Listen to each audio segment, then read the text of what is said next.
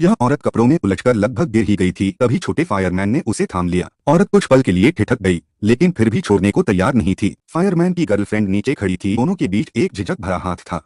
उन्हें अलग करने के लिए उसने इशारा किया कि दोनों उल्टी दिशा में चले जाएं। जिस दिशा में औरत देख रही थी, उधर देखकर उसके चेहरे पर एक हल्की सी खुशी आ गई। फिर वह औरत धीरे धीरे वहां आई। उन्हें देखते हुए और दूर जाते हुए उसके दिल में एक अजीब सी तसल्ली भर गई। उसके बाद वह पत्थर पर बैठ गई और चुपचाप देखने लगी। उस औरत का नाम था लीलू। वह समाज से बदला लेने पर क्यों उतारू थी, इसका कारण पूरी तरह उसके अतीत में छिपा था। लीलू को उसकी बुआ के परिवार ने पाला था। जब बुआ की मौत हुई तो लीलू की शादी उसके अपने चचेरे भाई से करा दी गई, लेकिन उसका पति अपाहिज था, जिससे शादीशुदा जिंदगी अच्छी नहीं चल पाई। धीरे धीरे उसके मन में समाज से बदला लेने की भावना पनपने लगी। हर गर्मियों में बहुत से लोग उस इलाके में आते थे और लीलू अक्सर एक जोड़े वेनलू और उसकी पत्नी को देखा करती थी। लीलू कई सालों से बहुत मुश्किल जिंदगी जी रही थी, जब तक कि एक दिन श्याओ पियाओ नाम का लड़का नहीं आया, जिसने उसकी जिंदगी पूरी तरह बदल दी। हालांकि श्याओ पियाओ उम्र में छोटा था, लेकिन वो एक मशहूर चीनी हकीम था। वो इस गांव में जड़ी बूटी इकट्ठा करने आया था। लीलू ने उसे गलती से गलत रास्ता बता दिया। शुक्रिया करने के लिए श्याओ पियाओ ने उसे अपनी चॉकलेट दी।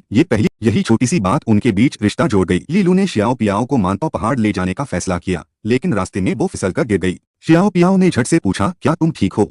लीलू ने उसे अपनी सारी कहानी सुनाई कि कैसे उसकी शादी दा जुआंग नाम के अपाहिज आदमी से हुई थी और कैसे उसकी जिंदगी दुख में बीत रही थी। श्याओ पियाओ ने ये सुनकर अफसोस जताया और तय किया कि वो खुद जाकर दा जुआंग की टांगे देखेगा। प्लीज लाइक, शेयर और सब्सक्राइब करके जाएं। जांच करने के बाद श्याओ पियाओ ने कहा कि दा जुआंग की टांगे पूरी तरह ठीक हो सकती हैं। इसके बाद लीलू उसे पहाड़ों में जड़ी बूटी चुनने ले गई। कई दिनों तक लगातार इलाज के बाद दा जुआंग सच में चलने लगा। श्याओ पियाओ ने अपने इलाज का असर खुद अपनी आंखों से देखा। हर दिन जड़ी बूटी तोड़ने के लिए पहाड़ पर जाने के अलावा श्याओ पियाओ दा जुआंग को एक्यूपंक्चर और मालिश भी करता था। जब आखिरकार दा जुआंग चलने लगा, तब श्याओ पियाओ वहां से चला गया और उसके साथ एक लंबा समय बीत गया। असल में लीलू के लिए श्याओ पियाओ को भुलाना बहुत मुश्किल था, लेकिन वो जानती थी कि उनके बीच रिश्ता संभव नहीं है। वो रोती हुई उसे विदा करती है और फिर अपने पति दा जुआंग के पास लौट आती है। जब भी लीलू कपड़े धोने नदी पर जाती तो आने जाने वालों को रास्ता सही बताती। अब वो कभी किसी को गलत दिशा नहीं दिखाती थी, क्योंकि श्याओ पियाओ की जिंदगी में आने से ही लीलू को फिर से इंसानियत और सच्चे स्नेह का एहसास हुआ था।